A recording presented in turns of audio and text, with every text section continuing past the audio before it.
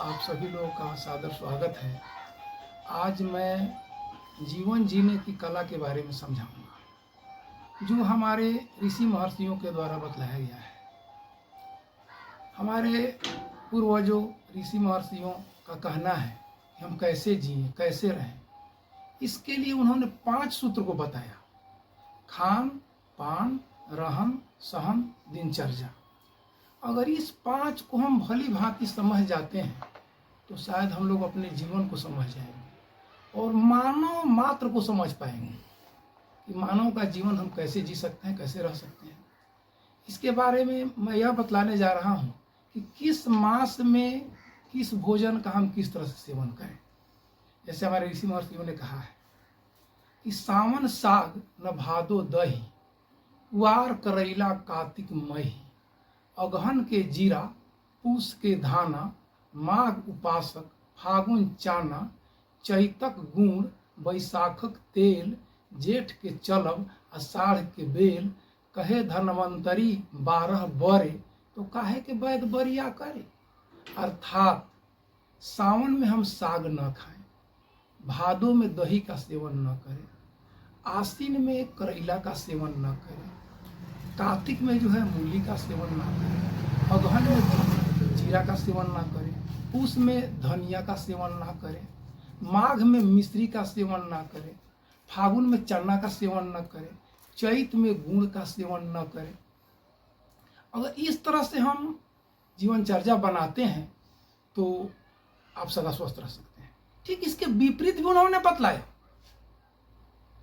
भजन गा करके उन्होंने बतलाया कि संतो कया कल पहचाना, कया कल पहचाना, संतो कया कल पहचाना, चैत में नीम बैसाख में तंडुल, जेठ दोपहरिया सोना, आषाढ़ में सैया घर के मरमती, सावन हरे भादो चाना, आसीने गुण कार्तिके मूली, अगहन करू तेल लगाना, पूस में दूध माघ घी खींचन, फागुन प्रात स्नाना, संतो कया कल पहचाना। अब समझने की बात यहाँ यह है कि चैत में हमारे ऋषि महर्षियों का कहना कि नीम का पत्ता चबाइए और चैत में गुण मत खाइए।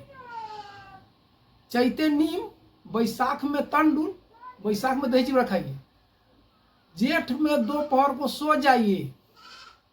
उधर कहते हैं कि जेठ में चलिए मत, यहाँ कहते हैं कि जेठ दोपहरिया सोना, आषाढ़ में सैया घर के मरमती, आषाढ़ में घर की मरम्मती करा लीजिए, नहीं तो वर्षा होगी, घर चुएगा, घर बरसेगा। आषाढ़ में सैया घर के मरम्मती, सावन हरे भादो चाना, आश्विने गुण कार्तिके मूली, आश्विन में गुण खाइए, कार्तिक में मूली खाइए, अगहन में करू तेल लगाइए, अगहन करू तेल लगाना, पूस में दूध माघ घी खींचड़, फागुन प्रात स्नाना, फागुन में प्रातः स्नान कीजिए। ऐसा हमारे ऋषि महर्षियों का कहना है। अगर इस तरह से हम लोग अपना जीवन यापन करते हैं तो हम लोग सदा स्वस्थ रह सकते हैं। नहीं तो जीवन कैसे हो, कैसे जीवन जिया जाए। तभी तो संत कबीर ने कहा कि बैल बियाए गाय भय बंझा, बछरू दुहाए 3 संझा, नित दिन शेर सियार से जूझे, कबीर के बानी बिरले बुझे। अर्थात हमारे कबीर बाबा का कहना है कि बैल, अर्थात बैल नाम है अज्ञानता का, मूर्खई का, अर्थात बैल भी आए। आज इस कलिकाल में अज्ञानता बढ़ रही है, मूर्खई बढ़ रहा है, आए दिन जहाँ न तहाँ मूर्खई की बातें मिल रही है। बैल भी आए अर्थात ज्ञान, मूर्खता बढ़ रही है, ज्ञान घट रहा है। गाय भय बंझा, गाय अर्थात गाय नाम है ज्ञान का, ज्ञान घटती जा रही है और मूर्खई बढ़ता जा रहा है। आए दिन लोग मूर्खई की तरफ बढ़ रहे हैं, ज्ञान घट रही है। इसीलिए संत कबीर का कहना है कि बैल भी आए गाय भय बंझा, बछरू दुहाए 3 संझा, नित दिन शेर सियार से जूझे, कबीर के बानी बिरले बूझे। यानी अगर साहब की बानी को हम समझ जाते हैं, साहब ने जो कहा उसे हम समझ नहीं पाते, मानो को कुछ दूसरे ही ढंग से लगने लगा, मानो इसे समझ सका नहीं, इसलिए उन्हें ये बात समझ में आई ही नहीं। अगर इसे समझ जाते तो मानव मात्र कहलाने योग्य हो जाते। इसीलिए उन्होंने कहा कि मन चित्त बुद्धि अहंकार, इस पर अगर हम लोग अपना कब्जा करते हैं तो शायद मानव से भी कुछ एक सीढ़ी आगे जा सकते हैं, परंतु हम लोग ऐसा जाना चाहते नहीं है। हर आए दिन वाणी प्रदूषण बढ़ रहा है। पहले ध्वनि प्रदूषण था, जल प्रदूषण था, वायु प्रदूषण था, अब वाणी प्रदूषण बढ़ गया है। आए दिन हम अपने बच्चों में संस्कार नहीं डाल रहे हैं। आए दिन हमारे बुजुर्ग, हमारे अभिभावक अपने बाल बच्चों को ये नहीं बताते पाए जाते हैं कि तुम क्या करते हो, तुम कहाँ जा रहे हो, क्या कर रहे हो, क्या नहीं कर रहे हो। ऐसा हम लोग कह नहीं रहे हैं। आए दिन बच्चे गाली गलौज करते ही मिलेंगे।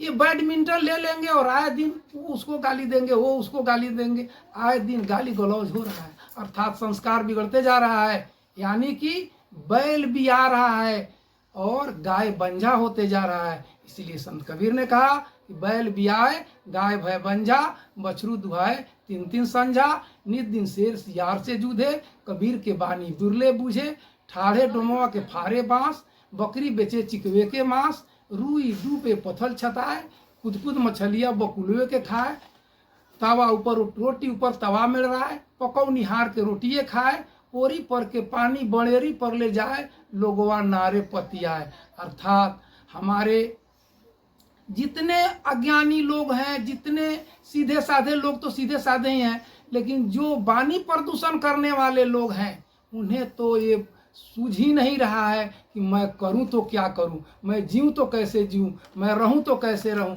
अगर मानव जीवन में हम केवल इतना अपनी वाणी प्रदूषण पर अगर लगाम लगा लेते हैं तो हमारा जीवन सुखमय क्या स्वर्गमय बन जाएगा।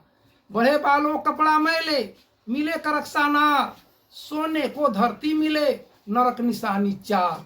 किसी के कपड़े मैल हो जाए, बाल बढ़ जाए और सोने की कोई व्यवस्था ना हो, ये नरक की निशानी है।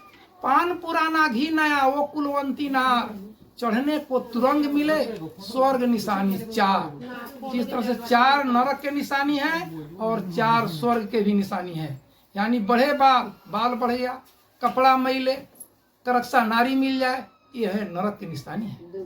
पान पुराना घी नया, वो कुलवंती नार, चढ़ने को तुरंग मिले, स्वर्ग निशानी चार। अगर इस तरह से मिल जाता है तो मनुष्य का जीवन स्वर्गमय बन जाएगा।